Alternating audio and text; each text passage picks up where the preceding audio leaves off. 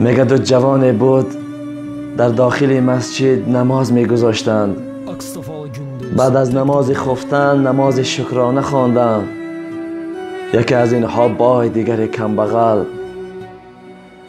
وقتی که نماز انجام دادن، کمبغل بچه دستی بر دعا برداشت و گفت خدایا یک طعام را نام گرفت، گفت دلم از آن همین طعام می‌خواهد.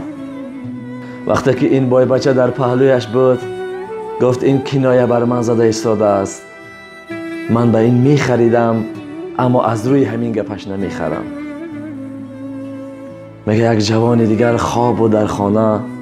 در خوابش دید رسول خدا صلی الله علیه و سلم را در نزد یک قصر.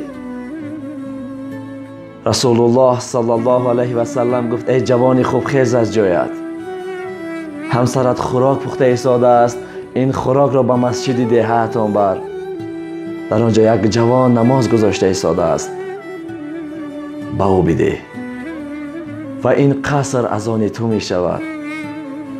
میگه جوان در حال از خواب بیدار می شود، خوراک همسر کردگیش را گرفته به مسجد می آورد. داخل مسجد می شود که این جوان نماز گذاشته ایستاده است، آورده در پهلویش می گذارد و از مسجد بیرون می شود. وقتی که این بای بچه خوراک را می بیند در حیرت می افتد. دوان از پس این جوان می آید، میگه لحظه ایست، این جوان رو می شناسی؟ گفت نه نمی شناسم. گفت میدونی که این جوان چی دعا کرد؟ گفت نه نمیدونم.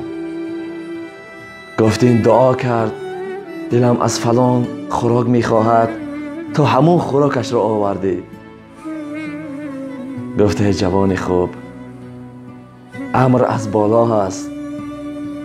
رسول الله صلی الله علیه و سلم را در خواب دیدم، گفت این خوراک را برده به این جوان بده، در جنت برایت قصر انتظار است. میگه این سخن کرد و رفت.